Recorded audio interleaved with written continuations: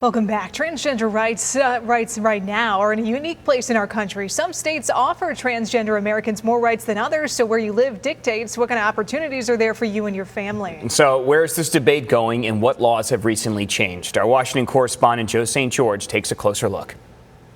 I started my transition at the age of 13. I have to be honest, every story I cover teaches me more about the process of someone's transition. I always knew, yeah, definitely. And Jasmine Tazaki's perspective, I'm Japanese, white and black. is definitely teaching me more about this nationwide debate. We're fighting a different fight. Across the country, transgender rights and laws are differing more from one state to another. Last year, 147 anti-transgender laws were proposed in 34 states. More have been introduced this year. In Texas, the governor just lost a court battle to allow social services to investigate parents for child abuse if they allow a child to transition. In Idaho, the state house just passed legislation that would sentence parents to life in prison if they seek out gender-affirming health care for their child. The state Senate, though, defeated that this week. In Florida, lawmakers have restricted teachers from discussing gender identity in some grades.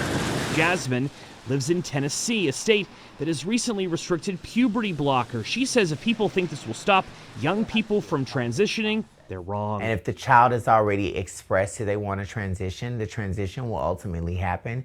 You just may not be a part of that process. Jasmine's hope is that the courts will keep blocking efforts that would restrict transgender rights, although she knows this is an unsettled issue and it may be years before rulings at the Supreme Court actually happen. Until then, we're talking about major surgeries here. Eric Cassius provides us some insight into the science. Be patient. Don't jump in so fast. He is a counselor who has helped families with transgender children for decades. The first step, therapy for the entire family. No state is restricting that. It's a very difficult transition for the parents, learning to accept the kid as who they are. As for why there is a conservative push for new restrictions, perhaps it's best summed up by Republican State Representative Bruce Scott of Idaho. This bill is about protecting children, which is a legitimate state interest. As for Jasmine, If my child wanted to transition, it would scare me just as bad. she understands this is a tough debate. Celebrating that your child is discovering who they are. In Washington, I'm Joe St. George.